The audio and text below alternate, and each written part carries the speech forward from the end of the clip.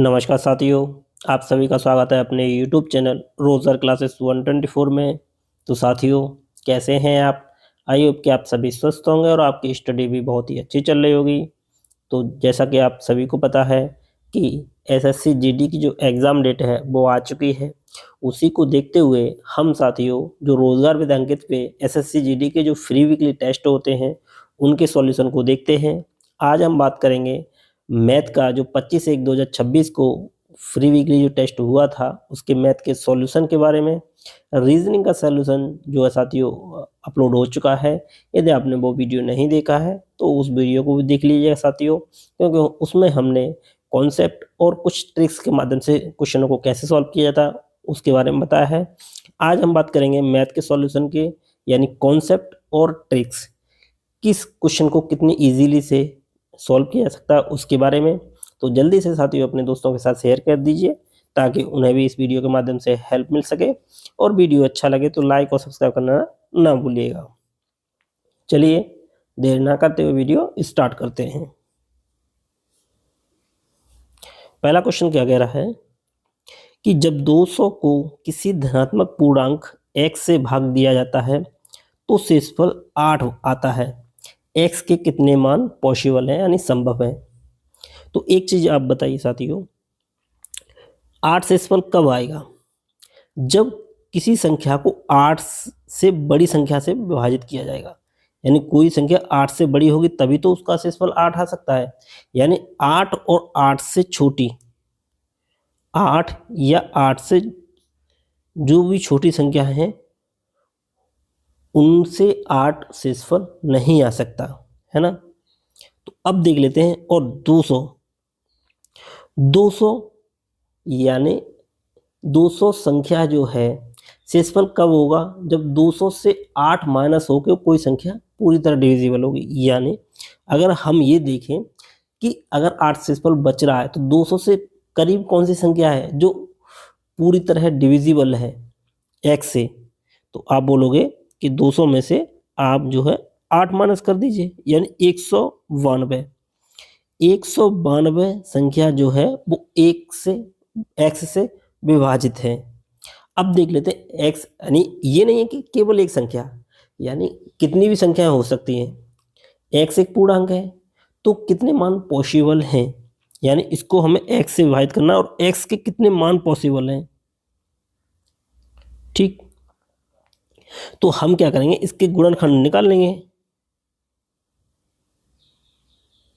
जब गुणनखंड इसके निकालेंगे तो ये किससे विभाजित है? तो आप बोलोगे 1 से तो विभाजित होती है कोई संख्या, 2 से भी विभाजित है, और देखिए 9 3 12 यानी ये 3 से विभाजित है, 4 से भी है क्योंकि 92 में डिवाइड हुआ, और 6 से 5 से विभाजित नहीं होगी क्योंकि ना तो 5 है ना 0 है, और ना 7 से विभाजित है,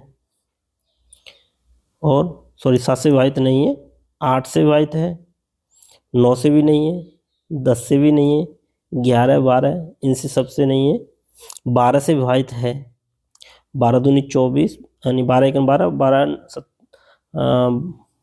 12 छंग 72 यानी 12 से विभाजित है, 16 से विभाजित है, 12 दूनी 24 से विभाजित है साथियों, ये 32 से भी विभाजित है, और 48 64 और ये किससे विभाजित है, यानी या तो इसके फैक्टर कर लीजिए वैसे भी हो सकता है, और ये 96 से और 192 से, इन संख्याओं से विभाजित है। 92 साथियों ये। अब आप ये बताइए कितने मान हैं जिनसे, तो आप बोलोगे 1 2 3 4 5 6 7 8 9 10 11 12 13 14। 14 संख्याएं ऐसी हैं, यानी 14 संख्याएं ऐसी हैं जो 192 को विभाजित कर रही हैं, और कुछ संख्याएं इसमें ऐसी हैं जो शेषफल 8 देंगी। अब मैंने कहा कि 8 शेषफल कब नहीं आएगा, तो आप बोलोगे 8 और 8 से छोटी संख्याएं, तो ना तो 1 ना 2 ना 3 ना 4 ना 6 ना 8, यानी 1 2 3 4 5 6 6 संख्याएं ऐसी हैं जो 8 शेषफल नहीं देंगे। उससे ऊपर जो भी है वो 8 शेषफल देंगे। तो कितनी है? तो आप बोलोगे 1 2 3 4 5 6 7 8। तो यानी इसका जो सही आंसर है वो हो जाएगा 8। ठीक। इसका दूसरा तरीका भी अगर आप करना चाहें तो, जैसे आप क्या है, जो 192 संख्या है, कितने गुणनखंड पॉसिबल हैं, तो आप इसके फैक्टर निकाल लीजिए, गुणनखंड निकाल लीजिए, नंबर ऑफ गुणनखंड, number of factor, sorry factor. ठीक। तो आप जब फैक्टर निकालेंगे तो इसको आप 64 गुणा कैसे लिख सकते हैं, 64 गुणा 3 लिख सकते हैं। और 64 के फैक्टर इसको कैसे लिख सकते हैं 64 को, तो आप बोलोगे 2 गुणा 6 इंटू 3 गुणा 1। जब फैक्टर निकालते हैं टोटल नंबर ऑफ फैक्टर्स, तो आप 6 प्लस 1 इंटू, और ये कितना हो जाएगा 1 प्लस 1, तो ये हो जाएगा 14, यानी टोटल फैक्टर कितने आ गए 14। और हमने देखा कि 1 2 3 4 5 6 6 संख्याएं ऐसी हैं जो विभाजित नहीं करेंगे, मतलब विभाजित तो करेंगे लेकिन 8 से ऊपर नहीं देंगे, तो उसमें 6 माइनस कर दीजिए, यानी 8 इसका आंसर हो जाएगा। ठीक। तो दोनों तरह से आप समझ लीजिए, क्वेश्चन बहुत अच्छा है। चलिए नेक्स्ट क्वेश्चन बात करते हैं।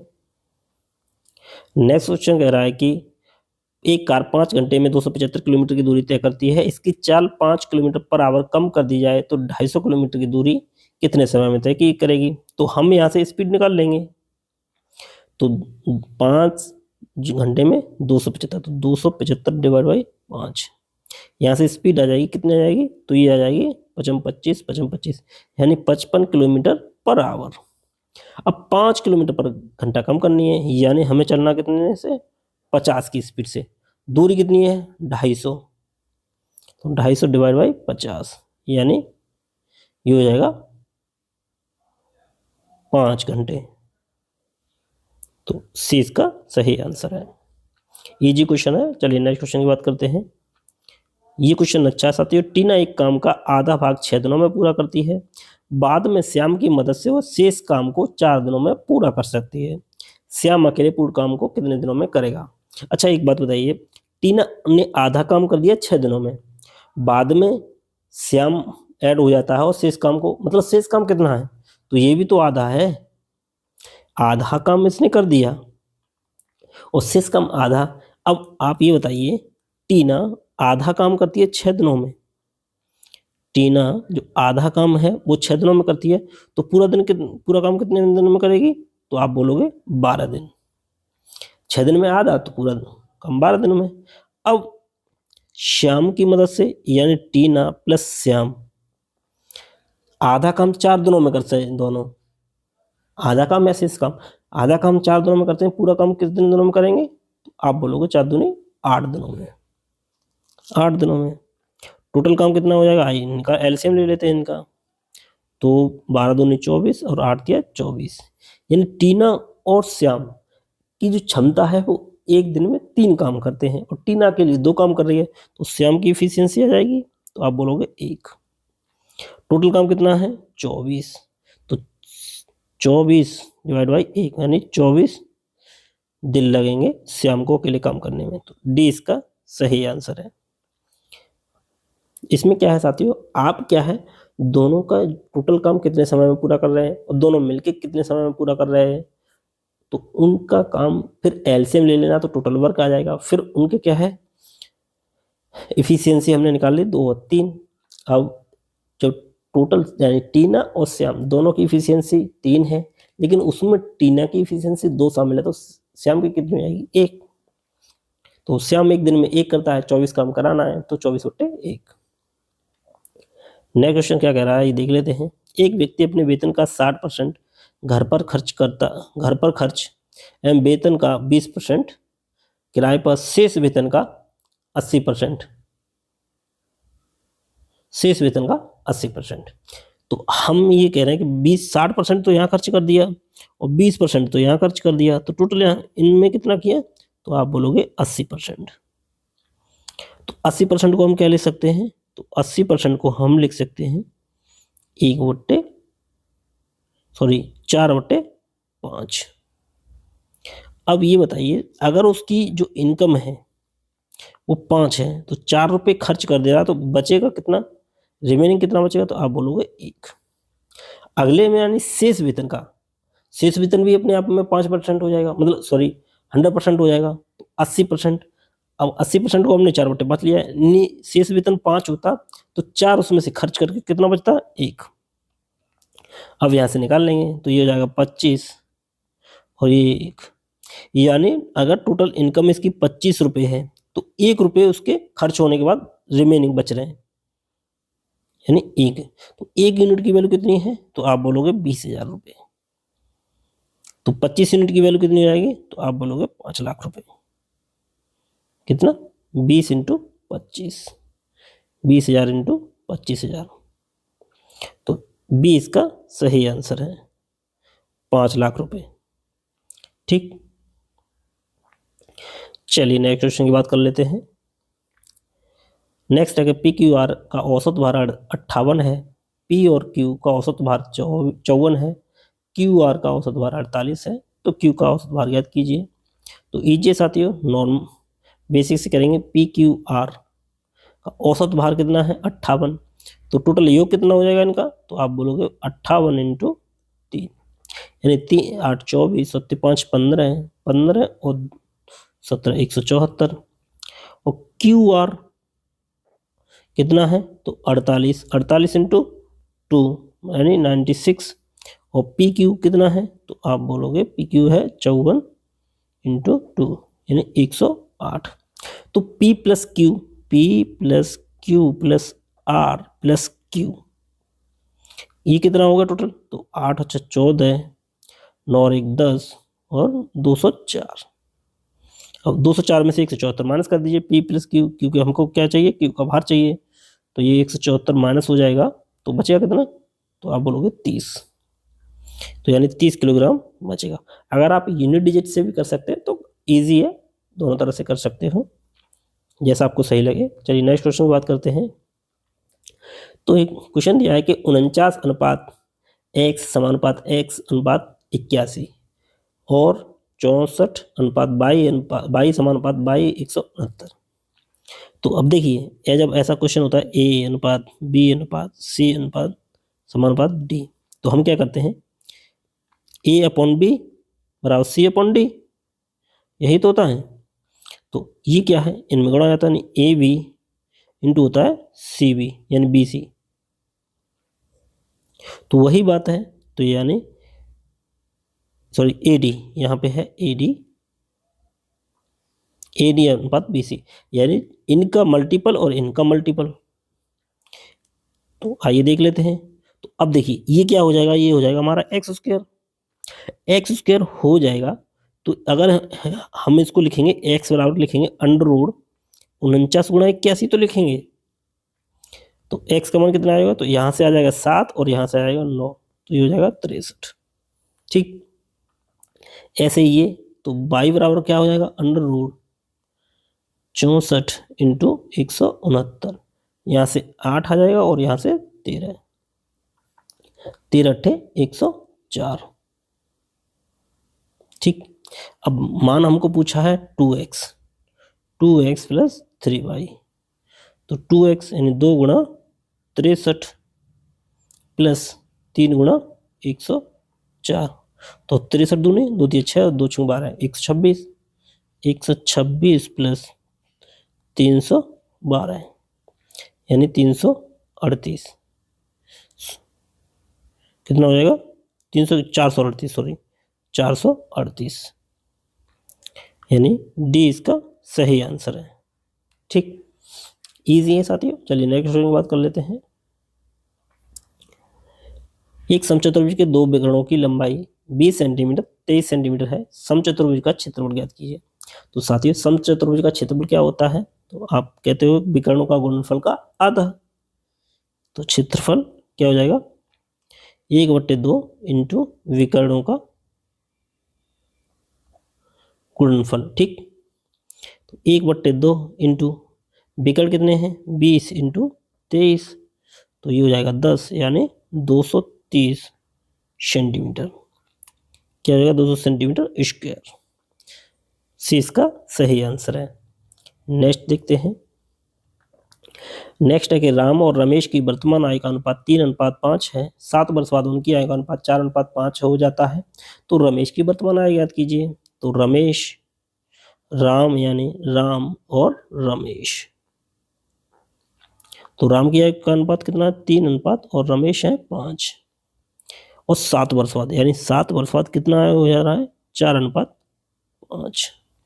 तो अब क्या करेंगे, देखिए इनमें कितने का अंतर, 1 का और इसमें 2 का अंतर, तो एक दूसरे का अपोजिट का गुणा कर दीजिए, यानी इसमें जो हो जाएगा वो हो जाएगा 2 का मल्टीपल और यहाँ हो जाएगा 1 का मल्टीपल। ठीक, तो जो नया अनुपात बनेगा वो 3 अनुपात 5 और 4 दूनी 8 अनुपात 10। अब ये कितना बढ़ रहा है, तो आप बोलोगे 5 यूनिट बढ़ रहा है। तो 5 यूनिट ना बढ़ के कितना बढ़ रहा है, 7 वर्ष बढ़ रहा है, यानी 5 यूनिट की वैल्यू 7 है तो 1 यूनिट की वैल्यू कितनी आ जाएगी, तो आप बोलोगे 7/5। अब पूछा रमेश की आयु, तो रमेश की आयु कितनी है, वर्तमान आयु 5 है, 5 है, तो 5 यूनिट की वैल्यू हमारी क्या निकली थी, 7 वर्ष। 7 वर्ष इसका सही आंसर हो जाएगा, आगे भी सोल्व करने की आवश्यकता नहीं है, 7 वर्ष। चलिए नेक्स्ट क्वेश्चन की बात करते हैं। नेक्स्ट है कि एक दुकानदार 6 शर्ट खरीदने पर 4 शर्ट मुफ्त में देता है, तो ग्राहकों की छूट प्रतिशत क्या है, तो क्या है साथियों। अच्छा ये बताइए 4 शर्ट वो मुफ्त दे रहा है, यानी जो मुफ्त दे रहा है उसका भी तो उसने पैसा दिया होगा, किसी से जब परचेज किया हुआ दुकानदार ने, तो उसकी तरफ से कितना जा रही हैं, 10 शर्ट जा रही हैं, यानी 4 तो छूट दे रहा है, लेकिन छूट कितनी जा रही है, आप बोलोगे 10, यानी या आप ऐसे कर सकते हो, वो छूट कितनी 4 शर्ट मुफ्त में मिल रही है, लेकिन वास्तविक उसको कितनी मिल रही है, 10 मिल रही है, इंटू 100, तो ये हो जाएगा 40%, यानी डी इसका सही आंसर है 40%। चलिए नेक्स्ट क्वेश्चन की बात कर लेते हैं। नेक्स्ट क्वेश्चन कह रहा है एक पाइप किसी टंकी को 7/4 घंटे में भर सकता है, जबकि दूसरा पाइप टैंक को पूरा भरने में 21/8 घंटे में खाली कर सकता है, यानी पूरा जब भरा होता है तो उसको 21/8 घंटे में खाली कर सकता है। दोनों पाइप उस समय खोला जाता है जब टैंक 2/3 खाली था, ये साथियों इंपॉर्टेंट है, 2/3 खाली था, यानी अब उसको जो भरना है वो 2/3 भाग भरना है, टैंक को भरने में लगा समय, यानी जब दोनों पाइप खोले जाएंगे, कब खोले जाएंगे, जब 2/3 भाग भरा हुआ होगा, यानी 2/3 भाग खाली रहेगा, सॉरी, यानी 1/3 भाग भरा हुआ होगा, कैसे भी कह सकते हैं। तो एक पाइप मान लेते हैं, ये एक पाइप है, ये फिल कर रहा है तो कितने में 7/4 घंटे भर सकता है। बी पाइप है यानी माइनस, ये कितने घंटे में 21/8 घंटे में खाली कर सकता है, तो मान लेते हैं माइनस। ठीक, तो टोटल क्षमता क्या हो जाएगी, तो इनका एलसीएम ले लीजिए, तो ये हो जाएगा 21। ठीक, अब ये हो जाएगा कितना, एक की जो क्षमता हो जाएगी वो 7 21 यानी 12 है, और इसकी क्षमता जो हो जाएगी वो हो जाएगी 8, यानी माइनस का 8, माइनस का 8 मतलब ये खाली कर रहा है। अब ए माइनस बी, अगर ये दोनों मिलके काम करते हैं तो कितना भर देते हैं, तो आप बोलोगे 4, ये भर रहे हैं, ठीक है, 4 भरा जा रहा है जब दोनों काम कर रहे हैं। टैंक की क्षमता टोटल कितनी है, 21 क्षमता है, लेकिन वो ये कह रहा है 2/3 खाली था, तो 2/3 भाग हमको भरना है, किससे, 4 की क्षमता से, तो 21 दूनी 42/4 इंटू 3, तो ये हो जाएगा 14, यानी 14/4, 14/4 को हम क्या लिख सकते हैं 7/2, या ये हो जाएगा 3.5 घंटे, 3.30 मिनट। ठीक, तो ये हो जाएगा 20 इसका सही आंसर है, 3 घंटा 30 मिनट। साथियों ये अच्छा क्वेश्चन है, अगर आई होप कि आपको क्लियर हो गया होगा, फिर भी कोई डाउट होता है तो कमेंट करके आप पूछ सकते हैं। चलिए नेक्स्ट क्वेश्चन की बात कर लेते हैं। श्रीमान गोगिया ने 13,900 रुपये की राशि को विभाजित करके 2 अलग अलग योजनाओं में ए और बी 14% और 11% वार्षिक साधारण ब्याज से निवेश किया। 2 वर्षों में अर्जित साधारण ब्याज की कुल राशि 3508 रुपये है, तो योजना बी में निवेश की गई राशि कितनी है। तो ए और बी 2 योजनाएं हैं, ए में साथ ही उसको 14% और बी में उसको 11%। ठीक है, तो आइए पहले बेसिक से देख लेते हैं, बाद में इसको हम शॉर्ट ट्रिक से देखेंगे। तो हम मान लेते हैं ए में उसको हमको ज्ञात करनी है बी की, तो बी में कितनी राशि निवेश की गई, तो हम मान लेते हैं ए में x रुपये निवेश की गई, तो बी में 13,900 रुपये माइनस x रुपये निवेश की गई होगी। अब वही साधारण ब्याज का फार्मूला लगा देते हैं, तो x into 14 into 2 upon 100 plus 13,900 minus x upon 100 into 11 into 2 बराबर कितना हो जाएगा, तो 3508 रुपये। अब इसको सॉल्व करेंगे, हम क्या करेंगे 2/100 कॉमन ले लेते हैं। जब 2/100 कॉमन ले लेंगे यहाँ से, यानी 2/100,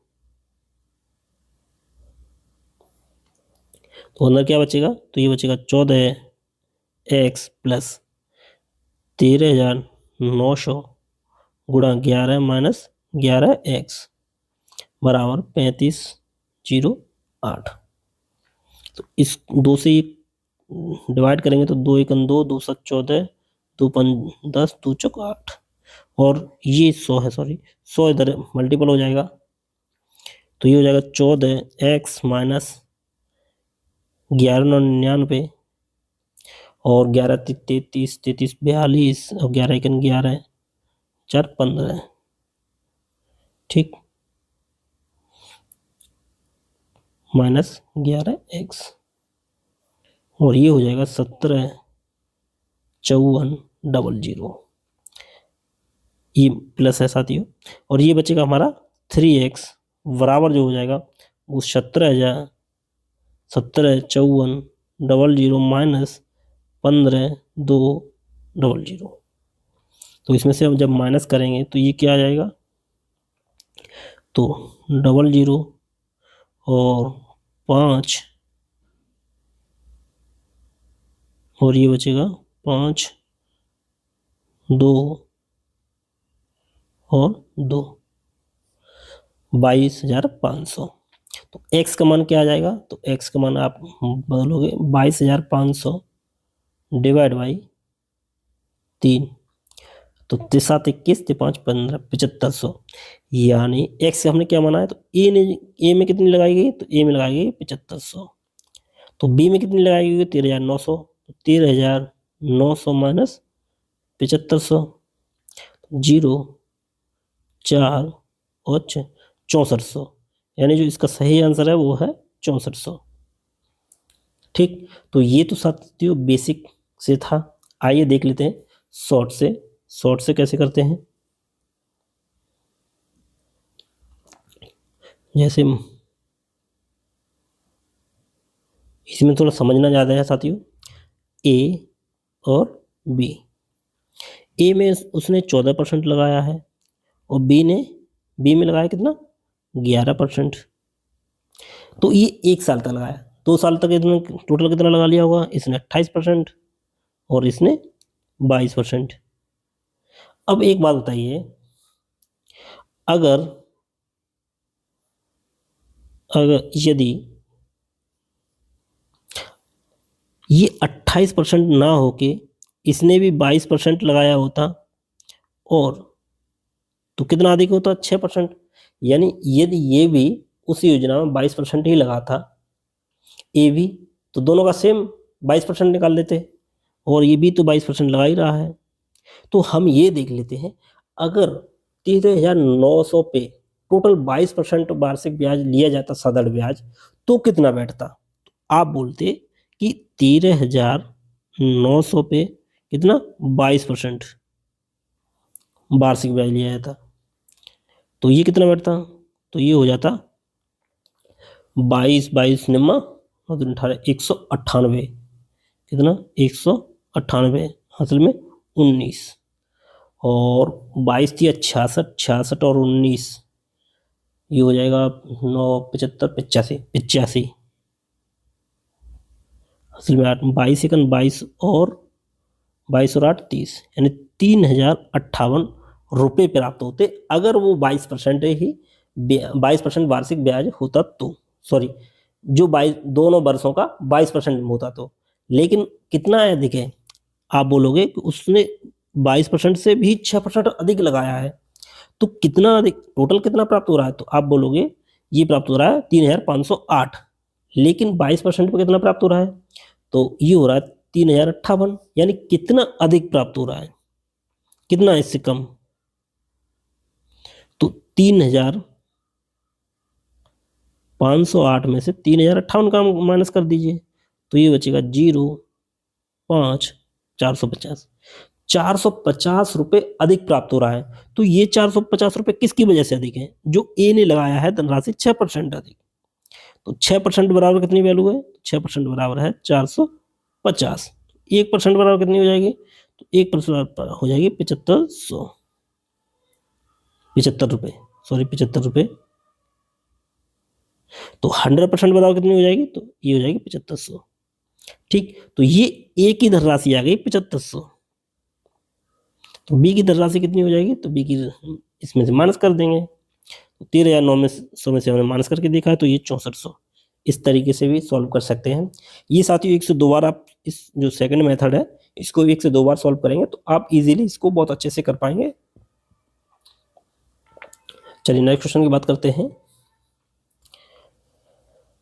तो ये साथियों अच्छा क्वेश्चन है, इसको तो बस सिर्फ सॉल्व करना है। तो 4 1 4 और 1 5, और ये 4 ऊपर हो जाएगा, 4 बट्टे 5 हो जाएगा, 15 और 4 19, और नीचे का है 5, यहाँ 5 आ जाएगा, ये 19 हो जाएगा, 19 दूनी 38, 19 38 43, 43 यहाँ से 19 ऊपर आ जाएगा, 19 बट्टे 43, यानी ए इसका सही आंसर है। चलिए नेक्स्ट क्वेश्चन की बात करते हैं।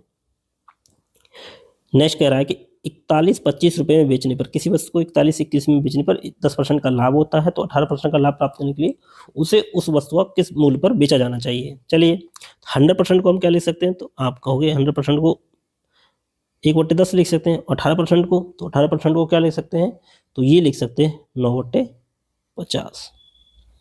अच्छा ये बताइए, यहाँ पे सीपी 50 रुपये है और यहाँ पे 10 रुपये है, लेकिन वस्तु तो एक ही है, तो हम क्या करेंगे, सीपी को बराबर कर लेते हैं। तो इसको हम लिख सकते हैं 5/50, यानी अगर 50 रुपये सीपी है तो पहले किस पे बेचा जा रहा है, तो पहले बेचा जा रहा है उसको 55 रुपये में, और यहाँ पे उसको बेचना कितने पे है, हमें 9 यानी 59 रुपये में बेचना है। तो 55 यूनिट की वैल्यू कितनी दी है, तो 55 यूनिट की वैल्यू दी है 41-25 रुपये। तो जब 55 यूनिट की वैल्यू इतनी दी है तो 1 यूनिट की वैल्यू कितनी हो जाएगी, तो 41-25/55 इंटू 1 को हम नहीं लिखेंगे, और हमको चाहिए 59 की वैल्यू, तो 59 की वैल्यू कितनी हो जाएगी, तो 41-25 इंटू 59, और ये आ जाएगा 55।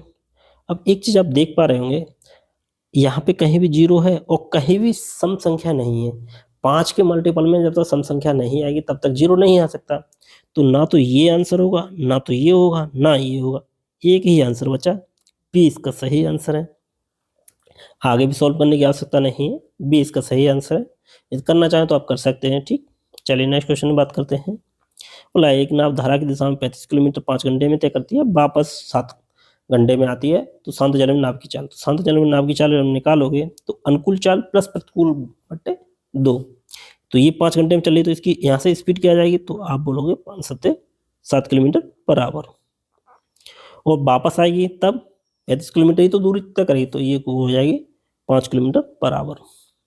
तो अनुकूल चाल प्लस प्रतिकूल चाल डिवाइड बाई 2, तो 7 + 5 डिवाइड बाई 2 यानी 12/2 6 किलोमीटर पर आवर। तो ए इसका सही आंसर है, 6 किलोमीटर पर आवर। नेक्स्ट बात करते हैं। तो वह अधिकतम संभव लंबाई ज्ञात कीजिए जिसका उपयोग 2 मीटर 25 सेंटीमीटर, 2 मीटर 70 सेंटीमीटर और 3 मीटर 15 सेंटीमीटर यथार्थ मापने के लिए किया जा सके। तो अगर इसको हम सेंटीमीटर में लिखना चाहें तो कैसे लिख सकते हैं, 225 और ये 227 और ये 315, ये सभी सेंटीमीटर में आ गए। अब जब सबसे अधिक यानी जो क्या है, कोई ऐसी संख्या देखिए जो इन सबको बड़े से बड़ा नंबर देखिए जो सबको माप सके, तो क्या है इनका जो है HCF ही आंसर होगा। तो HCF देखिए ये भी 9 से डिविजिबल है, ये भी 9 से डिविजिबल है, ये भी 9 से डिविजिबल है। तो हम जो है देखते हैं कि जो 9 से डिविजिबल हो, ये हो सकता है नहीं हो सकता, इन तीनों में से कोई आंसर नहीं हो सकता, बी ही आंसर है जो 9 से डिविजिबल है, क्योंकि 9 तो कॉमन में आएगा ही आएगा, तो आगे सॉल्व करने की कोई आवश्यकता थी नहीं थी, तो बी इसका सही आंसर है। बाद बाकी आप इसका HCF निकाल लीजिए, 45 का HCF आएगा, वही आंसर हो जाएगा। ठीक, नेक्स्ट बात करते हैं। यदि किसी गोले के आयतन को उसके पृष्ठीय क्षेत्रफल से विभाजित किया जाता है तो परिणाम 54 सेंटीमीटर होता है। गोले की त्रिज्या कितनी है? तो देखिए गोले का आयतन क्या होता है, तो 4/3 पाई आर क्यू। और गोले का क्षेत्रफल क्या होता है, तो आप बोलोगे 4 पाई आर स्क्वायर। इससे जब इसको विभाजित कर रहे हैं तो परिणाम कितना आ रहा है, 54 सेंटीमीटर। देखिए 4 से 4 खत्म हो जाएगा, पाई से पाई खत्म हो जाएगी, आर स्क्वायर से ये घात कट जाएगी, तो बचेगा क्या, r/3 बराबर 54। तो आर बराबर क्या हो जाएगा, 3 चौक 12, 5 15, 162 सेंटीमीटर। बी इसका सही आंसर है, 162 सेंटीमीटर। इजी क्वेश्चन साथियों, ज़्यादा टफ नहीं है। बोला है पहले वर्ष के दौरान किसी गांव की जनसंख्या 5% की वृद्धि हुई, दूसरे वर्ष में 5% की कमी हुई, तो दूसरे वर्ष के अंत के बाद इसकी जनसंख्या जो है 47,880 थी। पहले वर्ष की शुरुआत में जनसंख्या कितनी थी? तो 5% को क्या लिख सकते हैं, तो 5% को लिख सकते हैं हम 1/20, यानी अगर उस गांव की जनसंख्या 20 थी तो 1 बढ़ गई यानी 21 हो गई। फिर नेक्स्ट ईयर क्या हुआ, यदि 20 थी तो 19 रह गई, तो इसमें क्या करेंगे, तो ये हो जाएगा 400, ये हो जाएगा 19 गुणा 21। तो अब कितनी है, तो अब है 19 गुणा 21, तो 19 गुणा 21 ना होकर क्या है 47,880। तो एक यूनिट की वैल्यू कितनी हो जाएगी, 47,880 इंटू 19 गुणा 21। तो इसको जब हम डिवाइड करेंगे तो ये डिवाइड कर लेते हैं, तो 19 दूनी 38, बचेगा कितना 9, और ये 98, 19 चौक 19 पन्ने 95, 3 19 दूनी 38, फिर 21 से डिवाइड कर दीजिए, तो 21 से डिवाइड कर देंगे, 21 एक 21, 21 दूनी 42। तो एक यूनिट की जो वैल्यू आ गई वो 120 आ गई। हमको चाहिए कितने की, 400 यूनिट की। 400 यूनिट की वैल्यू कितनी हो जाएगी, तो 12 120 इंटू 400 यानी 4800। तो सी इसका सही आंसर है 4800। चलिए नेक्स्ट क्वेश्चन की बात कर लेते हैं। एक 735 मीटर लंबी ट्रेन 200 मीटर लंबी सुरंग को 48 सेकंड में पास करती है, तो बताइए ट्रेन की चाल क्या होगी। तो जब ऐसा क्वेश्चन है, किसी प्लेटफार्म सुरंग को जब कोई ट्रेन पास करती है तो अपनी लंबाई और उसकी लंबाई, ठीक है, कितने समय में पास कर रही है, अगर स्पीड निकालनी है तो कितने समय में पास कर रही है, तो उससे डिवाइड कर देंगे तब, यानी अपनी लंबाई और खुद की लंबाई वो दूरी चलेगी ही चलेगी। तो 735 मीटर तो ये है और 225 मीटर ये है, कितने समय में, 48 सेकंड में ये आ जाएगी स्पीड। तो ये हो जाएगा 5, 3 2 5 1 6, 960, 48 से 48 दूनी 96, यानी 20 सेंटीमीटर, सॉरी 20 मीटर पर सेकंड। लेकिन हमको चाहिए किलोमीटर में, तो 20 इंटू 18/5 से मल्टीप्लाई कर देंगे, 18 चौक 72। सी इसका सही आंसर है। जब मीटर पर सेकंड में तो 20 आएगी और किलोमीटर में तो 72 किलोमीटर पर आवर। चलिए नेक्स्ट क्वेश्चन की बात करते हैं। देखिए किसी धनराशि पर 3 वर्ष के लिए 3 वर्ष के लिए 4% वार्षिक दर से चक्रवृद्धि ब्याज और साधारण ब्याज का अंतर है, कितना है 76। तो धनराशि याद कीजिए, तो 4% को आप क्या लिख सकते हैं, तो आपका हो गया 1/25। अब 3 वर्ष का है, तो जो ये मूलधन है, मूलधन 25 है, उस पर एक ब्याज मिल रहा है, तो इसको क्या करोगे 3 यानी 15,625 यानी क्यू हो जाएगा। अब पहले देखते हैं, तो इसका 1/25 तो कितना है 1/25, तो ये हो जाएगा 625। फिर इसका 1/25 तो कितना 25, फिर 1/25, 3 बार निकालेंगे हम इसका, तो ये हो जाएगा 1। अब देखिए जब इस तरह से सॉल्व करते हैं तो इसको किस रेशियो में करना होता है, 3:1। और ये जो है ये इतना, ये होता है CI डिफरेंस SI, ठीक, और ये जो है ये होता है SI। और अगर इन सबको मिला देंगे तो ये क्या हो जाएगा, ये हो जाएगा CI। ठीक, ये आपको अच्छे से समझना है। अब देखिए, तो हमको क्या निकालना है, हमको सिर्फ और सिर्फ 3:1 की वैल्यू चाहिए, क्योंकि CI और SI का अंतर दे रखा है। तो ये हो जाएगा 25 या 75 और 1 गुणा 1 यानी 76। तो 76 यूनिट की वैल्यू कितनी दी है, तो आप बोलोगे 76 दी है। 1 यूनिट की वैल्यू 1 है, तो 15,625 यूनिट की वैल्यू अगर मूलधन ज्ञात करना है तो 15,625 की यूनिट की वैल्यू कितनी हो जाएगी, 15,625 ही हो जाएगी। अगर SI निकालना हो तो इसका भी 3 गुना कर दोगे 625 का, तो ऐसा ही निकल आएगा। तो हमें सिर्फ और सिर्फ मूलधन पूछा है, तो 15,625 यानी C इसका सही आंसर है। इस तरीके से साथियों क्वेश्चन बहुत इजीली हो जाते हैं। कॉन्सेप्ट आप समझ लीजिए। जब 1 वर्ष का पूछा हो तो नॉर्मली कर लेंगे, 2 वर्ष का पूछा हो तो इसका स्क्वायर करेंगे, 3 वर्ष का पूछा हो तो क्यू करेंगे, 4 वर्ष का पूछा हो तो 4Q करेंगे। ठीक है, 4 टाइम्स मतलब मल्टीपल करेंगे और फिर उसको उसी रेशियो में बढ़ाते जाएंगे। फिर इनका जैसे 2 वर्ष का 2:1 होता है, 3 वर्ष का 3:1 होता है, 46-41 होता है 4 वर्ष का, ऐसे करके उनका रेशियो होते हैं, वो आप देख लीजिएगा साथियों। तो इस क्वेश्चन का सही आंसर है वो है C। नेक्स्ट क्वेश्चन देखते हैं। नेक्स्ट है, यदि A:B 2:1 है, B:C 1:3 है, तो C:1 किसके बराबर होगा। इजी क्वेश्चन है साथियों। तो A:B और C, तो A अनुपात कितना 2:1 और B:C कितना 1:3, तो ये कितना आ जाएगा फाइनल 2:1:3। पूछा है C:1, तो ये हो जाएगा 3:2। 3:2 A इसका सही आंसर है। D नहीं होगा क्योंकि C:A पूछा है। ठीक, तो A इसका सही आंसर है। तो ये कुछ मोस्ट इंपॉर्टेंट क्वेश्चन थे। तो साथियों आई होप कि ये सभी क्वेश्चन आपको समझ में आया होगा। यदि फिर भी कोई डाउट रहता है तो कमेंट करके पूछ लीजिए, और यदि वीडियो आपको अच्छा लगे तो अपने दोस्तों के साथ शेयर कीजिए। वीडियो को लाइक और सब्सक्राइब करना ना भूलिएगा। साथ ही बेल आइकन जरूर दबाएं, जिससे हमारी आने वाली वीडियो आप तक पहुंचती रहे। तो चलिए इसी के साथ यह वीडियो यहीं समाप्त करते हैं। Thanks for watching.